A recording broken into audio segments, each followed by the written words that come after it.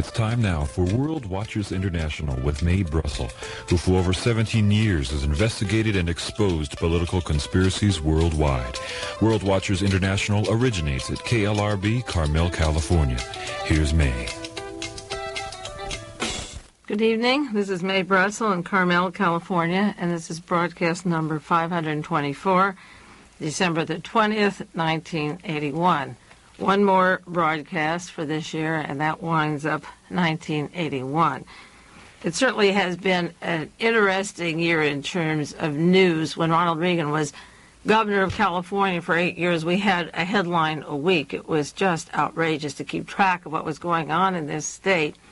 And now that he's president of the United States, you must admit that things are not dull around the country or around the world. I've said many times, and I say it now, the man did not deserve to be president of the United States, and there are so many areas that are falling apart. It's a disaster to see this country led by somebody like that, even though the Gallup poll made him the #1 respected man in the country. I don't know who they get these polls from. It's interesting, but I think that Washington and the United States in particular are a disaster. I'm going to continue the Richard Allen story because he's somebody that never should have been on the cabinet, much less the national security advisor, and the links of him to the Japanese mafia and to the locations where Mark David Chapman was, the fellow that shot John Lennon, and the links of Richard Allen to the Japanese Lockheed scandal and to Robert Vesco, the crime syndicate, and so forth. But I'm going to put off some of those Richard Allen, the part 3 on that, till probably next week or the week after, because there are other events in the news that I do want to get into without passing them up. One I wanted to avoid was the Libyan Hit Team, but it's made so much news that I want to give a little bit of time on that, the alleged hit team, and also the Polish crisis, which could develop into something major, but I believe we have another stalemate. I said at the time of the Iranian crisis in November, a year and a half ago, that the United States had reached its peak, its apex in power, that we had reached a position where we couldn't move forward or backward and that we would stand still. And that's exactly what happened. And I think the Polish crisis is that kind of an affair, just as when the Russians went into Afghanistan. I think we are just going to have to sit back. Even if Russia went into Poland, we couldn't make a move. And I think that no matter what any country did, America is really becoming very impotent. And the reason for this impotence is that we're losing our credibility among our allies. We have to twist their wrists, and even then they won't behave. But we have selected such terrible people since the assassination of John Kennedy, with Lyndon Johnson and Richard Nixon and Gerald Ford and Jimmy Carter and Ronald Reagan, all linked to the assassination teams, to organized crime syndicates, to past assassinations, a group that can be blackmailed and twisted around for their accumulated deeds, and they are hunched together to protect each other. Once this old guard dies off, there may be hope for the younger generation who's around, and many of them listening to me on this program. There's some older people, but a lot of the younger people. But the trick is to stay alive and keep the button out of their hands while these crazy idiots go around making fools of themselves. A few comments about Richard Allen. In the news this week, there was a luncheon for him. The one account said 400 people, another said 500 people. Now that is an unprecedented thing where a man is on a cabinet, a member, as I say, a head of the National Security Council, and Ronald Reagan is trying to decide whether to get a special prosecutor in the case, and 400 to 500 of the most important people of Washington, D.C. have a luncheon to show that they're behind the man that's being investigated. That itself is a scandal, but that is what links to Robert Vesco and organized crime, and that floating $500 million that I talked about last week can do for you and the kind of friends you have. This luncheon was in Washington with the members of the press. There were members of the White House staff. 3 senior White House staff members attended.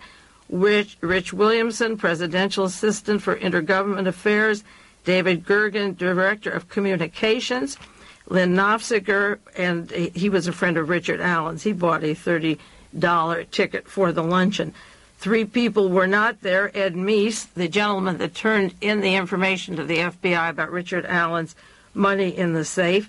Jim Baker, who used to run George Bush's campaign, who is the head of the staff there for Ronald Reagan. He was not invited. But there were many people there, including Senator Paul Laxalt from Nevada.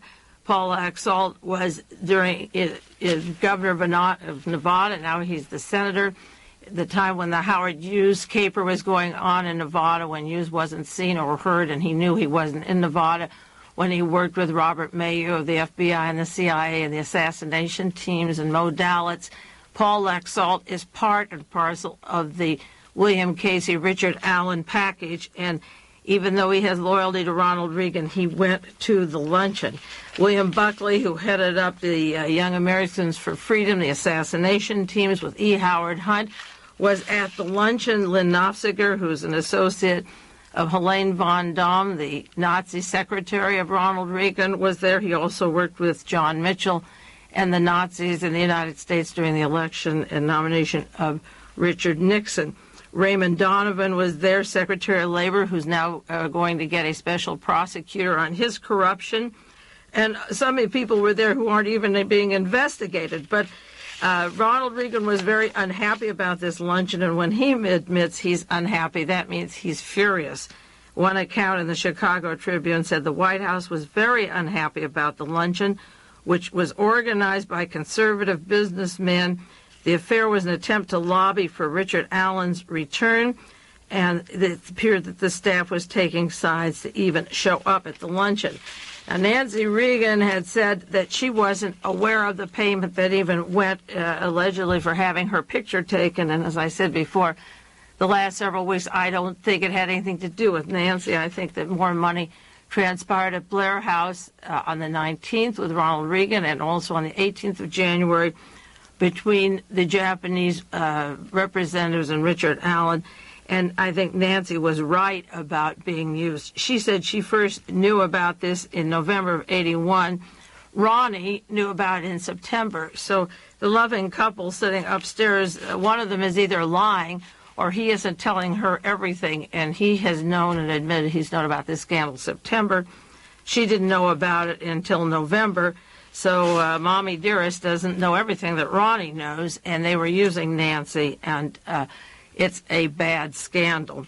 There's an article this week in the San Jose Mercury, Japan's ex-prime minister wields power from the shadows, and this is about Mr. Tanaka, and next week or the week after when I get back to Richard Allen, I'll go into the Robert Vesco Tanaka Japanese scandal that brings in William Colby, the CIA, and various agents in Japan that are much more deeply involved than just having a picture of Nancy taken. That's what is so objectionable about the luncheon of 400 or 500 people supporting Richard Allen, because these people all are on the know that this is a big story, and if he's out, it will be more trembling than if they just take him back in and cover it up that nothing happened. Ronald Reagan is between a rock and a hard place. If he takes him back, the scandal will still keep leaking, and if he kicks him out, it will leak also, so that eventually you'll be hearing more about this scandal. Richard Allen was tightly involved with Robert Vesco and the Japanese payoffs of Lockheed at the time of Richard Nixon's reelection, and campaign money that went to Richard Nixon from these various armament dealers who were told give $1 million to the campaign and we'll make sure that Japan buys these weapons. This was going on all over the world. And I'll also go into the links of Lockheed to Reverend Moon and the Japanese mafia and the bringing of Reverend Moon down to Atlanta, Georgia through the Lockheed Company and through Mr. Kodama, the hard right-wing Nazi Japanese group that brought Reverend Moon to this country, linked to Richard Allen and that gang. The newspaper this week had an article by Jack Anderson going into more detail on the Mozambique massacre. I merely mentioned it briefly, the role Richard Allen had in that, and this last week there were details of that massacre. Richard Allen got $60,000 as a consultant to a consortium representing Portugal and Mozambique, And this week, Jack Anderson told the story about how the women and children and men were set on fire. It was a large My Lai massacre, and the role of Richard Allen was to cover it up and say that really these people didn't die, and he sent Representative Philip Crane, Republican from Illinois, to visit the Portuguese colonies and come back and say that that was disinformation passed off by the communists, by the Czech disinformation report. And then the Vatican found out that it was, in fact, true that people were killed and buried there and that there was this massacre. And then Richard Allen's son went on to work full-time. He works for Representative Philip Crane. His son got a job. And they tried to blame the communists, where a large group of people from the United States and from Germany and from around the world were carrying on in colonies in Africa and killing men, women, and children.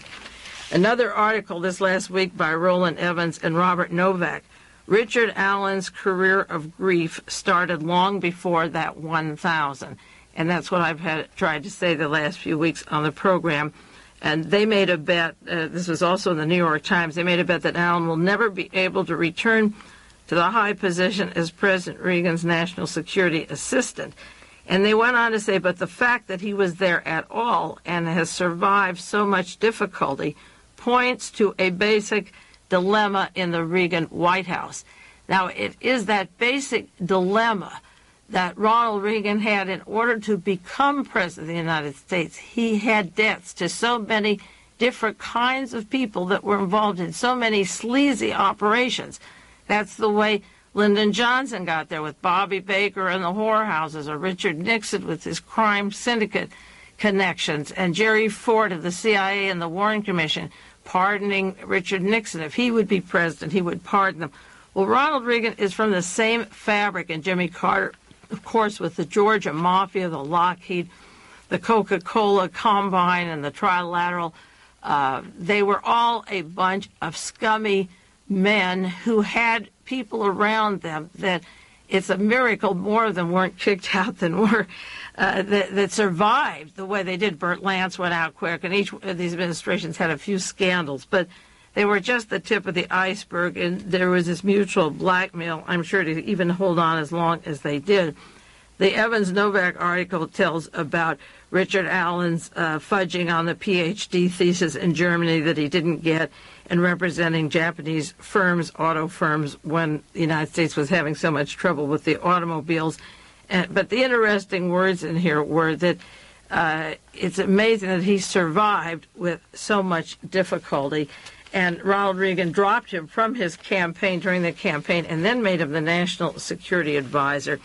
And he never should have been there. And now the way to get him out is difficult, because when you have a luncheon with 500 people, the top people in Washington, the top conservatives, and even your own aides, it is a house divided, and Ronald Reagan ends up with something much more than he anticipated, besides being shot after being in office 3 months and surviving that. He has these various appointments coming unglued that I've talked about, and people leaving the cabinet and flaking off. Mr. Deaver is the latest today. He says he won't be back. He's going to go to his private consulting business because he can make more than his $60,000 a year. His accountant tells him he can't live on $60,000. But he, of course, belongs to the same firm that Richard Allen sold to them, and there's so many scandals and stories that could come out of this that Mr. Deaver is leaving the White House, and he announced that. Now, the Polish crisis is something which is not difficult to understand if you spend a lifetime reading books on World War I and World War II and the Polish arming of the Solidarists, the Tsarists, the White Russians. At the time of the Russian Revolution, the royal family all fled the Soviet Union and were on the border of Poland and were related to the monarchies all over Europe. And Herbert Hoover, he wasn't yet President of the United States. He was our dual citizen between London and the United States, began to pour millions of dollars into the Polish army in order to wage war against the Soviet Union. And they combined with Adolf Hitler's agents. They created Adolf Hitler as their buffer, always wanting to get back on the throne, to put the Tsar back, the monarchy back. And Poland has been a place that has been pumped up for that invasion, that great invasion against the Soviet Union. And of course, the Soviet Union is fully aware of the millions of dollars that were sent allegedly to feed the poor after World War I that went to the Polish army to get ready to invade the Soviet Union.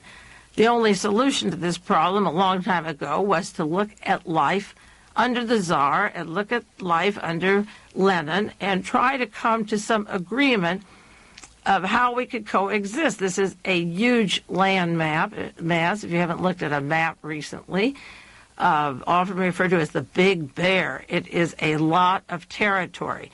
And if I had to confront somebody with that kind of territory, I would choose to try to get along.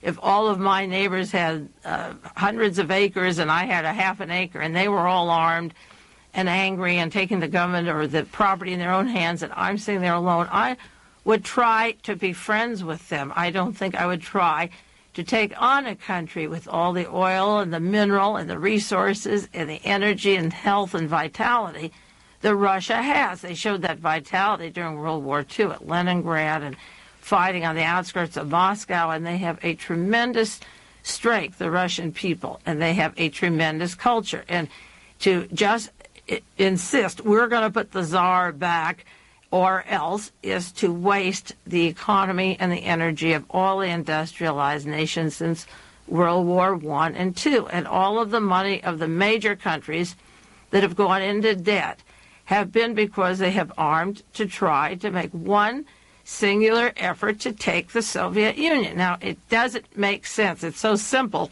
but it doesn't make sense. The world leaders who are absolutely intent, the monarchies and the church people, because the Russians also threw out the basic religion. They believed that communism would do better if they didn't have two people to obey, the Greek Catholic, the Orthodox Church, or the Christian Church, and that their salvation was in their own energies and work and not in the kind of system that the church has, for example, say in Poland, where you have 99% of the people are Polish Catholics, but they are on the brink of bankruptcy.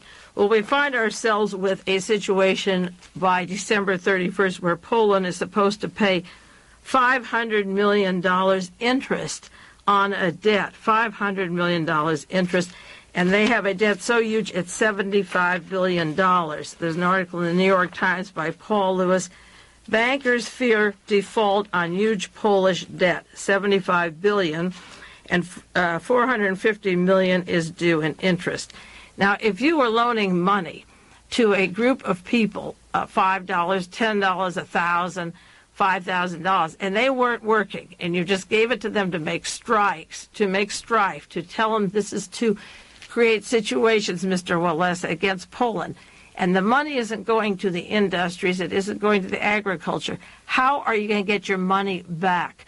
Now these banks are going to hurt. How can they possibly get their money back? And when they saw that the Poles weren't working, weren't producing for the money that was loaned to them, why did they keep giving more? I don't understand economics very well, and I understand people less. If they're not doing anything after the first million, then why did the banks keep giving them $75 billion? That's a lot of money for getting nothing for it. What do they have for it? There's no meat, there's no farming, there's no industry. They have had continuous strikes and problems, and the money has gone to politicians or propaganda or radio stations or underground for the purpose of getting the Poles antagonistic to the communists. But what did it get the Poles? For the $75 billion, and who the heck wants their debt? So $500 million is due today, the New York Times said, and what did they get for it? Now, along comes the Soviet Union, and they've had a basic interest and control over Poland, and wouldn't you, after World War I and World War II, with the intention of arming immediately after the Versailles Treaty and after the World War II was over, we were talking immediately of going to war against the Soviet Union. What would you do if you were the Soviet Union and you had that landmass to protect you from the rest of the world. We're arming China. We were arming Afghanistan. There was a map in the paper this morning. Crisis in Poland, could it happen in these countries? And there's a picture of Hungary on the map, and it says the government leaves the man alone. Then there's another large area, Romania. It said there's not even the nucleus of a dissident movement here. And then another section on the map, Bulgaria, and it says a country of babbits, people satisfied with what they have. Well, what would they have if they were any different? When Americans don't pour money into Hungary, Romania, and Bulgaria for having unrest, they grow their food, they have their families, they have their production, they may not have these tremendous debts. What is wrong with Romania, Hungary, or Bulgaria?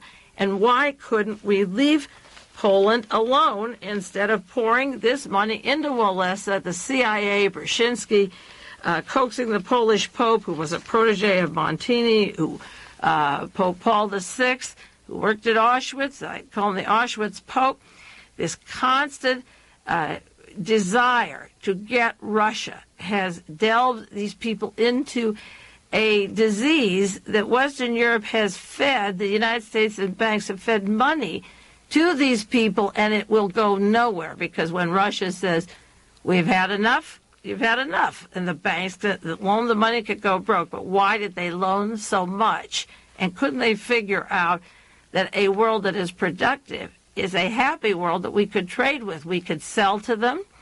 They could buy our products. We could buy theirs. What did we gain by pumping that money into propaganda machine, $25 billion, and get zero for it? And Western banks now may be in trouble. Now, there was a story it was in the London Times, the New York Times. The detail of martial law decree are outlined, and it tells about what's going on in those terrible Soviets, the convening or the polls under the direction of the Soviets, the convening of holding gatherings and organizations will be stopped except entertainment and sports. The dissemination of publications and information is banned. A ban on citizens moving from 10 p.m. till 6 a.m. Firearms, ammunition, explosives will be handed in within 24 hours. All dangerous weapons will be banned. Telephone will be used for emergencies. And there's a list of martial law. Now, martial law isn't new to Western world. It's the hypocrisy that really gets to me, and the propaganda, the lies and the propaganda. The book, The Death of Democracy, that I've mentioned many times, Greece and the American Conscience by Stephen Rousseau.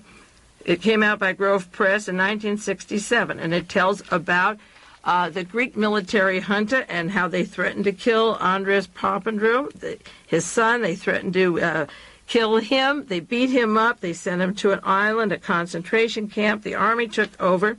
Now, this army, that martial law, 1967, was put in the year before Lyndon Johnson was out of office, and was there through the entire time that Richard Nixon was in office, and Tom Pappas and the CIA and Roy Ash and Litton Industry and Tex Thornton were the front for the CIA putting martial law in Greece. Well, this was the first real Nazi government on the continent of Europe since World War II. We had done it in other countries. We had done it in Iran with Mossadegh. But here were the orders that the CIA gave to Greece. First, gatherings in the open country, no more than 5 people. Gatherings in closed spaces, excluded except for public entertainment. Any means of anti-national propaganda or publication will cause concentration camps. The carrying of arms and the possession by individuals of any kind, hunting rifles, munitions, explosives, fireworks, knives, must be turned in. Licenses to shoot had to be turned in within 2 days. Temporary medical treatment of people not residing with families they had to be turned over to the police within 2 hours if they had been shot. The possession, installation of amateur radio stations, receiving and transmitting was banned. The hoarding and excess pricing of foodstuffs was banned. All licenses for hunting that were granted were canceled. And then they went on to say they got more strict. The junta ordered that the Puritan orgy would begin, and men had to shave beards and long hair was cut. Women couldn't wear miniskirts, tourists included. Every person in Greece had to attend a church on Sunday Mass. It was mandatory. Students had to turn in their textbooks, their history books, and get new ones with stories of Greek kings.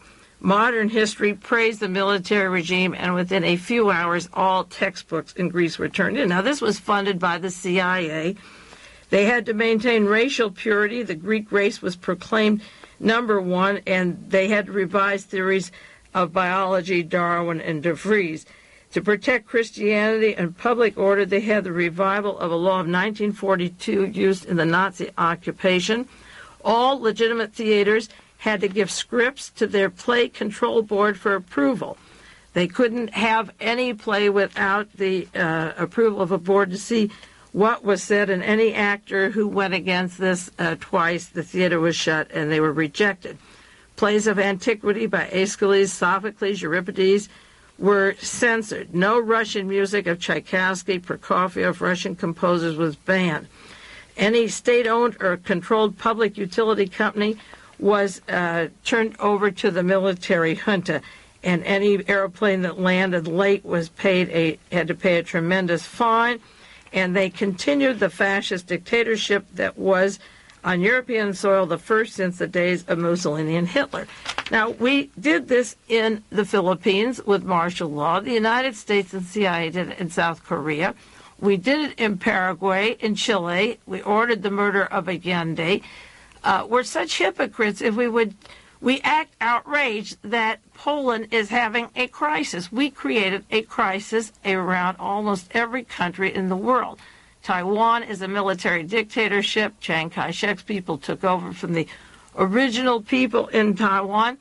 And we have Guatemala, Nicaragua, El Salvador, Haiti, you name it, Dominican Republic. We have put bloodbaths in. We have put martial law. I don't see the labor unions organizing in Chile.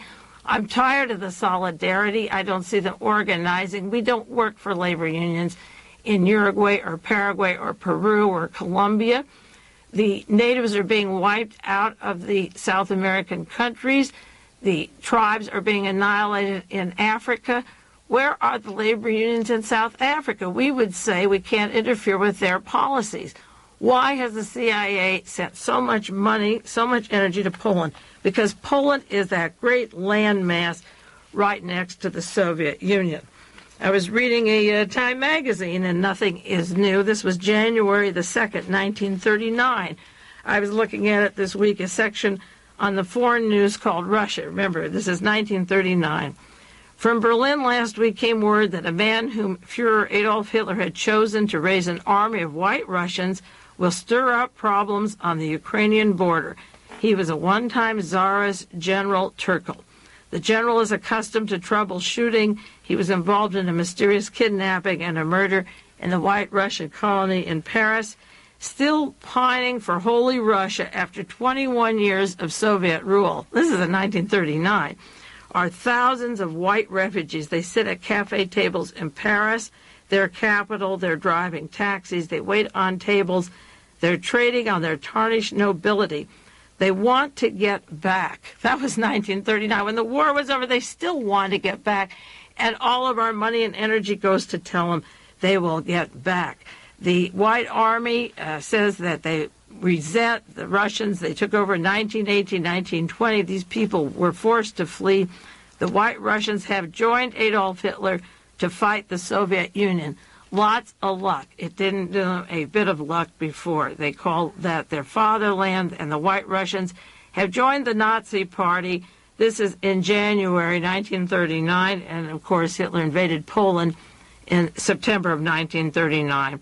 And this article in Time tells how the White Russians have linked off with Adolf Hitler, and 9 months later they were going into Poland. This week, Ronald Reagan warned Poland against using violence. Reagan warns Poland against violence. What nerve he has after you'd think George Bush was the CIA director when Orlando Letelier was murdered, and with all the information of the various assassinations and conspiracies, even our own Senate committees, Senator Church's committee and the Rockefeller Committee on plans to kill heads of foreign leaders at Lumumba and Shambi and Fidel Castro, and how many of them died. Dag Hammarskjöld, you could just do hours and hours, which I do each week, on the death. And Ronald Reagan warns Poland. What good is it going to do for him to warn Poland? They know what America does. They know what we're capable of doing. And in the same newspaper this week, this December the 16th, 1981, it says, massacre in the Philippines. Ferdinand Marcos decided to punish some natives in the Philippines and killed 45 people in central Philippines, 18 men, 15 women, and 12 children. Does Ronald Reagan warn Mr. Marcos not to have violence in the Philippines? George Bush was over there lauding his great democracy as a pinnacle of democracy, and George Bush just got back from Turkey lauding the Turkish government, and our allies are horrified. The Germans and the British are horrified that they want to imprison and give the death penalty to even anyone that is center, much less left, and there is a bloodbath going on in Turkey, and our vice president has the role of going down to Brazil and saying, we'll sell uranium for atomic bombs, and Marcos, you're the greatest, and in Turkey, you're the greatest bastions of democracy. And then this monkey of an actor, bad actor president, gets up and says, don't use violence in Poland. Why does he have the nerve, does he, to announce these things? And is any nation listening to Ronald Reagan when he talks about violence? They laugh at us. Our allies are laughing at us. And if you don't believe that, I can read a list of articles of Foreign Affairs to show just how ridiculous he is. We'll take a 1-minute break and go on to some other outrageous news, but I do want a few more comments about the Polish situation.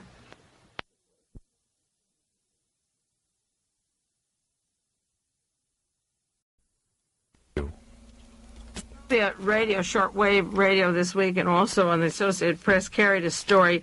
Moscow accuses the United States of ordering a coup attempt by the Solidarity Union. And they have papers that they grabbed with a list of people that would be arrested, and they claim that the CIA was planning a coup and that they were going to use Mr. Walesa and Solidarity to try to get the Russians off their back. Now, the whole thing is ridiculous because even if they had a coup, these people aren't industrious enough or motivated enough to make up that $75 billion debt they have.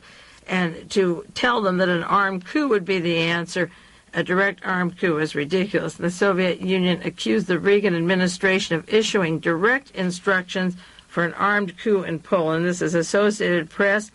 And they said that Ronald Reagan describes the Solidarists as freedom fighters and denounced martial law as a crude interference in Polish domestic affairs.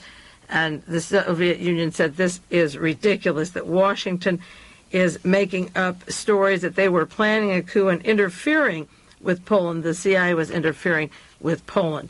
Now, I think that the Polish story goes way back. There was one article that said the Polish problem began 25 years ago. It didn't begin 25 years ago. This is an article that was in the San Jose Mercury today on the stalemate is over in Poland. The crisis is brewing 25 years. It goes back much further than 25 years. It goes back to 1919 and 1920.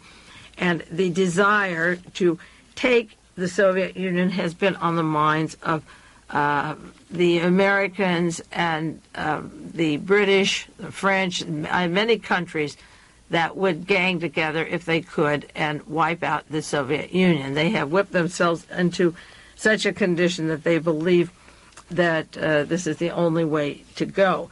Now, this kind of paranoia or fear, I believe it's a paranoia. I am not afraid of a person unless I poke them so much that they get mad. And then when they get mad, they have a reason to strike back, and they fulfill your prophecies or your worst fears. This kind of thing is happening right now with the president, Ronald Reagan, and the cabinet with Gaddafi. We are big, and they are small. Gaddafi is small. Fidel Castro is small. What we really fear is that their message will spread to other people, but we attack them in such a way that we glorify them and give them that David Goliath complex, and we push Gaddafi closer to the Soviet Union. And we have built up this crisis in Libya to such a point that the White House has actually become a prison for the President of the United States. There was a social column in the Washington Post, the Monterey Herald today, a wet blanket on Washington parties. And this is a social thing about the Christmas parties. And they mentioned Gaddafi 6 times in 6 different paragraphs, beginning with, after Washington, D.C., Gaddafi is casting a long shadow on the nation's capital at Christmas time. And that tells about the First Lady can't go to the National Presbyterian Church because the method of the congregation having metal detectors and so forth would embarrass, and the congregation said they didn't mind, but she won't go. The next paragraph, rumors of Gaddafi hit squad is affecting people. And then the very conservative Senator Jerry Denton from Alabama had a party for Alexander Haig and Mr. and Mrs. William French Smith, the Attorney General, and his wife, and the subject of Gaddafi upset them. Then another White House reception and talks about Gaddafi with David Brinkley and Mike Deaver. And then at the Morocco Embassy, a party, and the publicity build-up about Gaddafi and Mrs. Annenberg and the problem of Gaddafi. And then another paragraph at a party, the famous Arnaud de Borschgrave, who works out of the Georgetown Institute at Richard Allen's CIA hotbed that he founded, that's funded by the Mellons. And de Borschgrave said that Gaddafi is funded by East Germany and Russia, and that Libya has twice the number of tanks of the entire French army, and that Russia sold them as many as the entire British Air Force, their airplanes. Well, they have as many tanks as the French and as many airplanes as the British, and he's saying it all came from Russia. Then they go on, and Arnaud says that he suspects that Gaddafi had a role in killing Sadat. The headlines all said the CIA knew in advance. The CIA knew 2 days before. It knew 2 weeks before. There are many reasons to believe that the people in the CIA we know they could have stopped it or protected him, that there was a conspiracy in Egypt, but now they still want to blame Gaddafi for that, like they still want to blame Fidel Castro for killing John Kennedy. Then they tell about a symphony ball and the problem with Gaddafi. So Gaddafi, in the social column, every single paragraph is mentioned. There was a marvelous cartoon out of the Miami News you might have seen this week of the White House with Santa up above and the reindeer flying over, and somebody is saying, "Open fire, it's the Libyan hit squad." And another cartoon of a man reading a book on the CIA attempts to kill Fidel Castro. There is a whole book out called The Fish is Red. And the wife is reading Libyan Hitman and Ronald Reagan.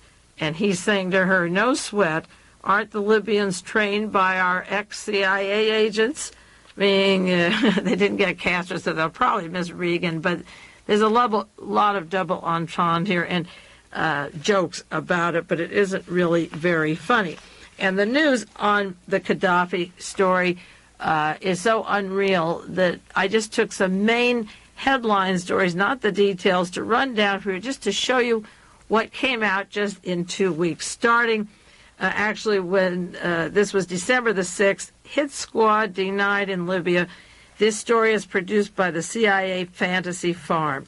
On the 8th of December, new plan under review to oust Gaddafi. Wall Street Journal, Ronald Reagan, figuring how to oust Gaddafi. The next day, the Believe It or Not show, a new standard of incredibility from the Washington Post on how would Gaddafi try to kill the president. Next day, economic sanctions planned against Libya. Ronald Reagan's getting mad. That's the Washington Post. Then Washington Post again. Arabs say Washington exaggerates the danger posed by Gaddafi, and the world is beginning to notice that it is slightly exaggerated. The following day, the 10th of December, doubts are expressed on the Libyan Hit Team. Furor and uproar were orchestrated, according to the Los Angeles Times. Now, that is about as much as calling Ronald Reagan and the administration liars. The Arabs don't believe it.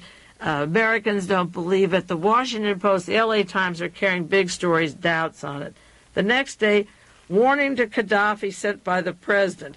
It's like a tennis ball or ping pong ball going back and forth. One side doesn't believe it, and the president and Haig keep defending themselves against something, and the other side is saying, we don't believe you. The next day, the Libya leak hurts the president and discredits the nation, by Joseph Kraft in the Washington Post. Then, Haig, headlines, Haig tells the Europeans of a stand on Gaddafi. Washington Post, he tells them they should be getting worried and concerned. The Europeans don't believe the hit squad story at all. The next day, Libya vows not to buckle against the acts of aggression. Libya speaks up. We're not afraid of you, and there's no truce to this, and we don't have to apologize for anything. The next headline from the Washington Post, CIA traitors plotting to kill Ronald Reagan. Oh, pardon me, this is the New York Post. It's got a picture of Edwin Wilson and Frank Churchill. The CIA traitors want to kill Reagan. Well, this is what I said last week. If the CIA-trained people are killing him, then George Bush of the CIA would become the president. So if the CIA is killing Reagan, that's as open as saying John Hinckley Jr. worked with CIA and Nazi Party in California, in Lubbock, Texas, in Fort Worth, Dallas, Tennessee, Chicago. He was in Ohio and so forth, and up at Yale University, New Haven, and New York and Washington. So what else is new? The CIA tried to kill Reagan in March, and they're trying to kill him in December. Now Reagan gets mad. Reagan bans travel to Libya. He urges Americans to evacuate. He urges them. This is Los Angeles Times. These are all front-page stories that I'm citing off the headline. The next one, needs 60 days to quit Libya, the oil firms say, Los Angeles Times. Then Haig links the move against Gaddafi with moral anger, and he says the U.S. will no longer back the double standard or the skepticism in Europe. Now, there's nothing the United States can do about skepticism in Europe. They smell a rotten story when they see one. They smell a phony story. And Haig is saying, we can't have a double standard. If you're our friends, you've got to be angry like us. And the Arab nations and the Europeans are not scared, and they're not angry. And Haig is up there shaking his fist. Next headline on the 12th of December, U.S. firms apparently intend to remain in Libya, and they're backing down. Then, Reagan rhetoric backfires, role in Libyan terrorism points to the Americans, not the Soviets. Where did that come from? The Houston Post and the Christian Science Monitor. There are no more Berkeley Barbs or LA Free Press or Alternative Press or the Realists. They can't say, oh, those leftists printed this. Now we hear Reagan rhetoric backfires, and the terrorism is Americans and not Soviets. And establishment papers like the Houston Post and the Christian Science Monitor. Next headline, U.S. border agents are sent data on suspected Libyan hit squads. And there's pictures of these men, Mr. Abbas, Shafik, Schweisman, Yuma, Haya, Carlos's army. And Jack Anderson said some pictures were given to him, and he released them. And Haig said, now this is Alexander Haig, and I'll give you the headline 1 week later. He said the assassination team intelligence came from a host of sophisticated intelligence collection capabilities. The punchline, I'll tell you now in case you didn't read a week later, was it came from some schnook in Lebanon who got $550,000 and skipped town with discrepancies in pictures and names. He was the one who planted the story. That's the punchline for 1 week later that we're building up to, that this was just a non-existent group of people whose pictures didn't match each other, and different names and different faces. But by December the 12th, they had worked themselves up to such a tune. They're accusing our allies of not being loyal. Gaddafi's holding his own. And Haig is saying the assassination team intelligence, their information, came from a host of sophisticated intelligence collection capabilities, which is one man, sophisticated he was to take this team on for $550,000. You have to be pretty sophisticated. The next headline, December the 13th, what is Gaddafi up to? That was last Sunday's San Jose Mercury, and it's one whole half a page, which is quite a lot, with a picture of Gaddafi, and he's got his eye on Ronald Reagan, and there's that cross for his shooting, and Ronald Reagan's picture is at Gaddafi's eye in the eyeglass. And you see the scope. It's like the Minutemen have, and they used to draw during the war that they were going to shoot traitors. Gaddafi's a full half-page picture, black and white drawing, but that isn't all. The next part of the San Jose Mercury is a full page, coping with Gaddafi, threats of Gaddafi and Fidel Castro, San Jose Mercury. So there's a page and a half. And then the next day, Israeli intelligence was the source of the threat reports.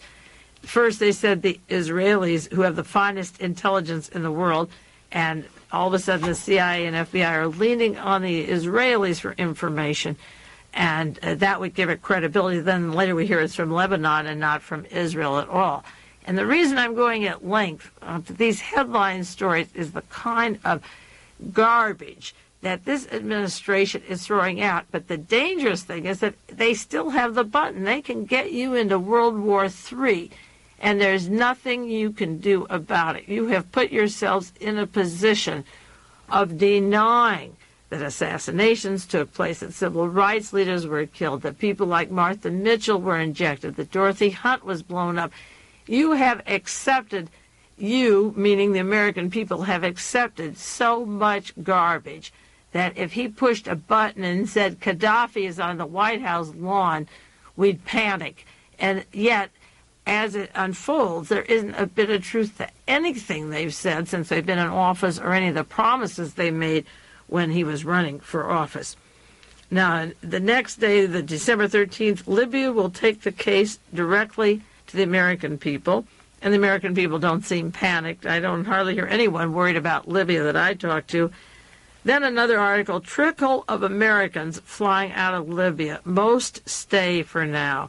Now, the President of the United States orders them, get out, and they're trickling or they're staying. And that's the trickling down theory of Ronald Reagan's Reaganomics, but they're staying.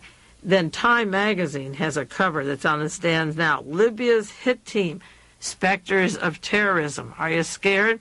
And then the New York Times has a full-page ad of the Time magazine. Picture of Gaddafi, and in his eyeglasses, there's no Ronald Reagan. There's soldiers with their guns in the glasses. And the title says, "The Tension Grows.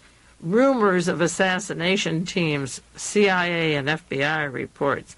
And then the next, the 17th of December, Americans in Libya resent the order to leave. They're the pawns in a vendetta between Ronald Reagan and Gaddafi, and they resent it. And then further down in the article, they went on to say that they felt safer living in Libya than in the United States. Then a nice one comes. Oil companies are paying bonuses to keep crews in Libya. This is the San Jose Mercury. The oil companies are paying the workers $100 a day to defy Ronald Reagan. Now, they may be having trouble in Poland with solidarity and the Polish people and shaping up to obey orders, but the president is going on the line. They're coming to kill me. They're going to get me. Get out of there. They're our enemy. You're in danger. The people there say he's a liar. Gaddafi uses the word Reagan is a liar and he's an actor. He's not a leader. The European allies are literally laughing. The oil companies, our oil companies, the major oil companies are paying them to work, and the president has ordered them out. Then Senator Howard Baker begins to get off his high horse, and he has a press conference. The hit threat has diminished.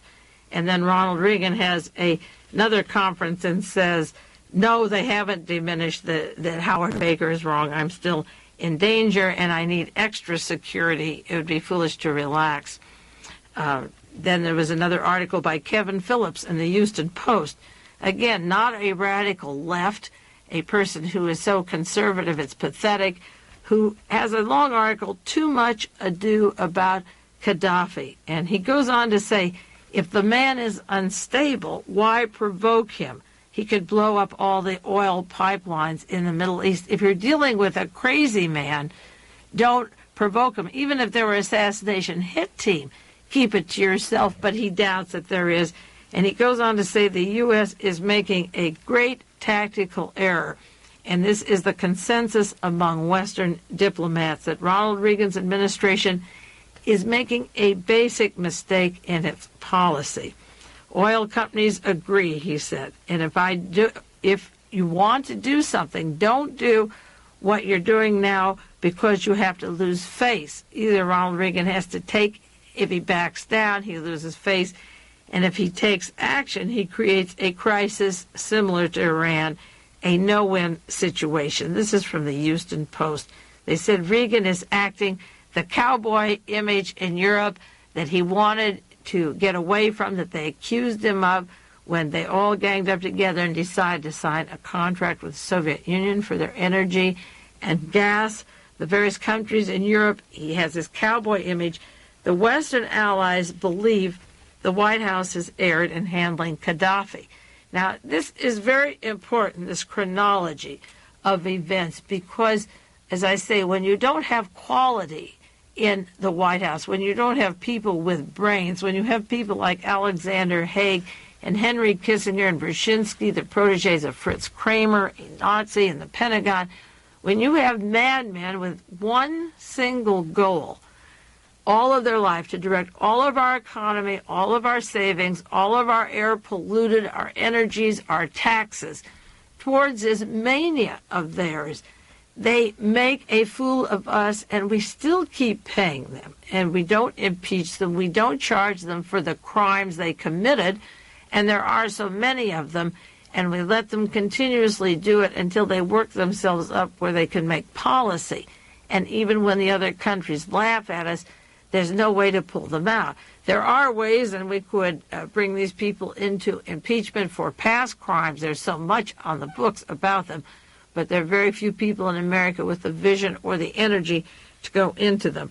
And then finally, Jack Anderson had a column this week. Columnists cast doubt on the list of alleged Libyan commandos. Jack Anderson said, it's possible that the hit squad doesn't even exist. The hardest public evidence of a plot now is being questioned. The White House said we have hard evidence. The informants conned the United States out of $500,000. The CIA and FBI have now doubts of the existence of reported hit teams. Intelligence officials had some doubts, and they briefed members of Congress, and that's where Howard Baker said it is diminishing, is that the FBI and CIA don't have any hard evidence, and there are discrepancies in the pictures and names. And the story now came from Lebanon, not from Israel. And so what is happening? Washington is sitting there afraid of parties, talking about Gaddafi, can't go to church. The president can't light the Christmas tree on the lawn of the White House. The Libyans out around Washington, I doubt that seriously. I think he should go ahead and have a Christmas. He is living with the fantasy he's created, and the fantasy has made him a prisoner of the place where he always thought he and Nancy would be king and queen. There's an article about Nancy in the paper this morning, Nancy Reagan's ups and downs with Helen Thomas. That's the woman who was with Martha Mitchell.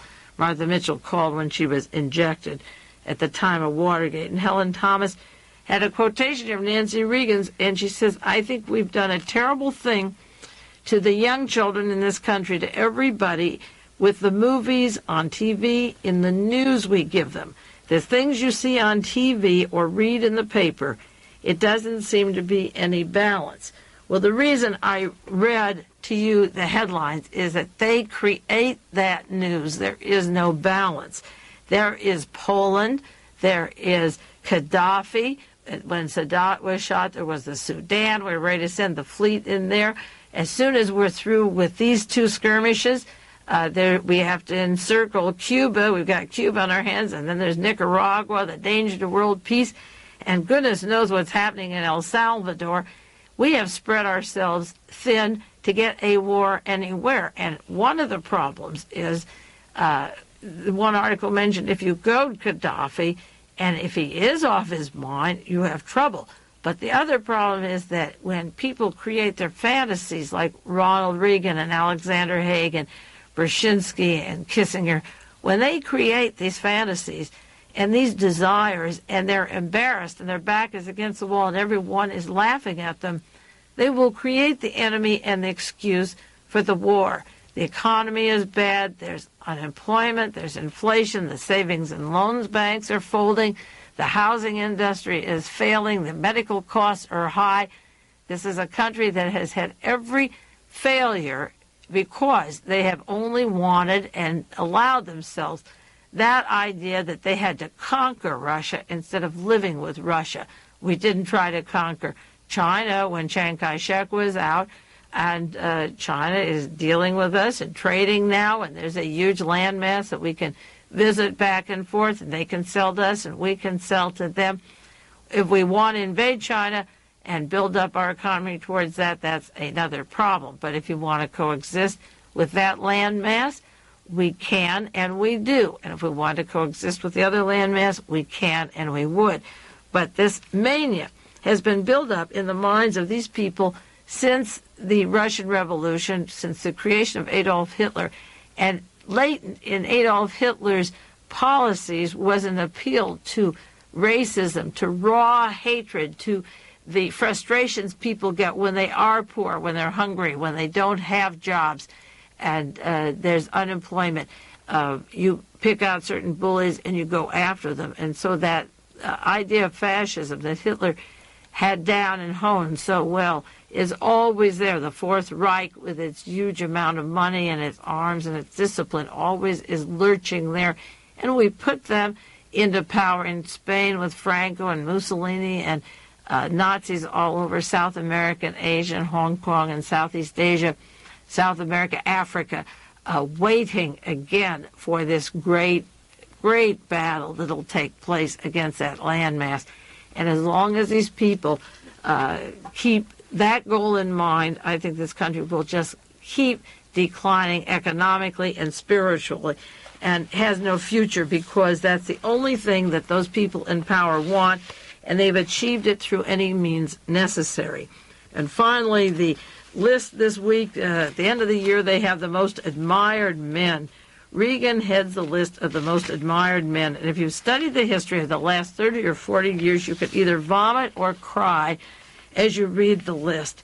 Ronald Reagan the first, always working with the mob, the organized crime, the warmongers, the narcotic dealers, the multinational corporations who were raping and polluting the earth. Ronald Reagan was the first. And then second on the list this year is Pope John Paul II. Both those guys hit a bullet March and May of this year. John Paul II worked for I.G. Farben and the Nazi Empire at the time at Auschwitz when they were making the gas for the extermination. He worked with the Montini, who was writing passports for the Nazis to spread out all over the world. The Polish Pope was going to be the great inspiration for all these funds poured in there to get their opponent, Russia, out of Poland. They're bankrupt. It didn't work, and the Polish Pope didn't do much to change things there. In fact, it's going to be much worse. He's second. Jimmy Carter is third, the man who said, let's not overreact at Jonestown, linked to the crime syndicate, the Milan Mafia, isn't far from Atlanta, Georgia, and part of that trilateral commission with Brzezinski and David Rockefeller and the Combine that have been very instrumental in keeping native populations in Third World down while exploiting the resources of various countries. Reverend Billy Graham, he was pumped up and created by the Hearst family, Randolph Hearst. He was our first big multi-millionaire preacher who goes around very closely associated with Richard Nixon, Ronald Reagan, and the far right politically. Number 5 admired was Edward Kennedy. I guess that's because he skipped out on Mary Jo Kopechne in a car that sunk, or if he wasn't driving and he didn't speak up. A very admirable Democratic eunuch who keeps quiet over major situations and is a pathetic man, praising the solidarity this week and the strife in Poland, and instead of trying to figure out why they didn't use that $75 billion to get themselves out of these problems. Menachem Begin is sixth most admired. He's turned Israel into the 7th largest manufacturer of weapons in the world. A Jewish homeland manufacturing 7th largest in the world. Argentina, South Africa, Taiwan, with every Nazi administration. He's number 6. Bob Hope is number 7. He's the comedian that entertains the troops when the others get us into war. He keeps them happy. before they go off to die for the multinationals. Jerry Ford of the Warren Commission, the man who pardoned Richard Nixon of all crimes, past, present, and future. Good old Jerry on the board of directors now of banks, corporations, including Pebble Beach up here. He comes to play golf all the time. Our multinational, multimillionaire selected president who couldn't get reelected, Henry Kissinger, the blood brother of Alexander Haig, the Nazi who gave us Laos and Cambodia and Vietnam and Agent Orange, and then moves into the Middle East with the Shah of Iran and leaves Iran in a terrible state with Khomeini and the Middle East on fire. Henry Kissinger, and then Reverend Jesse Jackson, who stood on the balcony when brother Martin Luther King's head was blown off and didn't say a word, never wanted to know who killed him, never helped the researchers, kept his mouth shut. That's how he climbed to number 10. He's a good boy. And Jesse Jackson could have helped the House Select Committee on Assassinations. He could have asked, who killed Martin? Those are the 10 most admired men in the United States, and you wonder why there are problems with the youth. Nancy Reagan says the newspaper or the television creates the problems. They write about these people, and these people are rotten. And that's where the problem is. It isn't with the kids. It's with the people they should be looking up to that don't exist. The good ones have been murdered or they're awfully quiet, and these are the 10 most admired men. With that, I will say good night to you. I'll be back next week for the last Sunday of 1981 before we begin one more year. This is Mae Brussell in Carmel, California. This has been World Watchers International with noted conspiracy investigator Mae Brussell. This program originates from Carmel, California.